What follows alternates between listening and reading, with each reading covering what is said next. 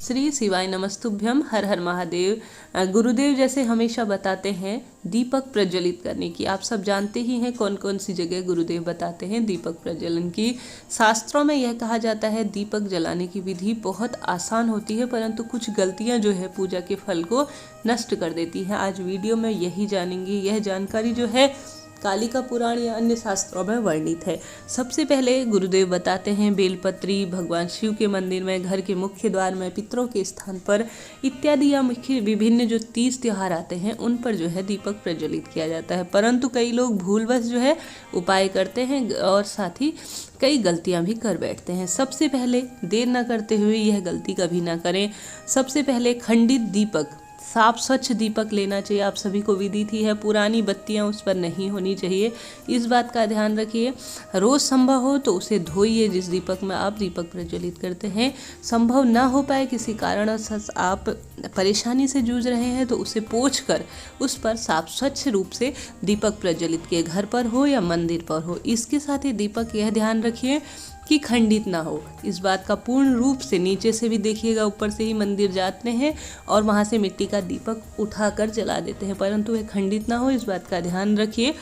इसके साथ ही कई लोग जो है अज्ञानतावश या दूसरी भूल करते हैं कि दीपक से दीपक प्रज्वलित कर लेते हैं। यह बहुत अधिक जो है नुकसानदायक होता है। शास्त्रों में यही कहा गया है कि दीपक से दीपक जो है, दिए से दिया कभी नहीं जलाना चाहिए। अलग अलग जो है दिया जलाना चाहिए। कई लोग यह भूलवश कर बैठते हैं, यहाँ पर भी पूजा का फल कहीं ना कहीं आधा हो जाता है। इसके बाद गुरुदेव बताते हैं अगर आपसे संभव हो तो जैसे कि देवियों के नाम से लंबी बत्ती का दीपक लगाएं, साथ ही देवताओं के नाम से गोल बत्ती का दीपक लगाएं।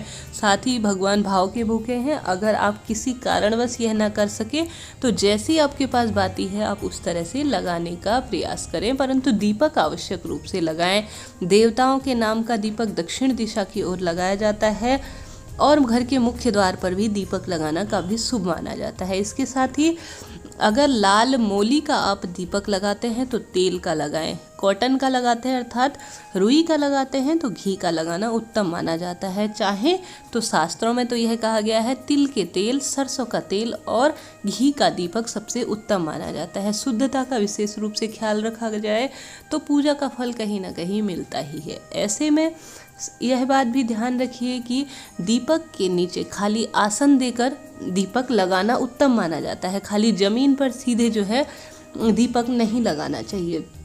कहा जाता है, कालिका पुराण में एक श्लोक मिलता है, अभी मुझे ध्यान नहीं है, परंतु उसमें मैंने एक दूसरे मेरा चैनल है जिस पर मैंने इसकी संबंधित पूरी जानकारी दी है। कालिका पुराण में यह श्लोक बताता है कि धरती पर जो दीपक सीधे प्रज्वलित किया जाता है वह जो है माता धरती उसके ताप को सहन नहीं कर पाती। शास्त्रों में यह कहा जाता है अगर दीपक के नीचे कोई आसन दिया जाए, फूल का हो या अनाज का आसन दिया जाए, तो फिर पूजा का फल कहीं गुना अधिक मिलता है।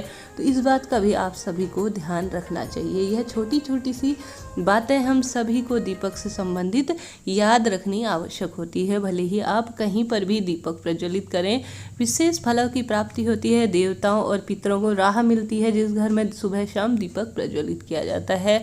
आपको कैसी लगी यह जानकारी बताइएगा जरूर। हर हर महादेव। जय माता दी।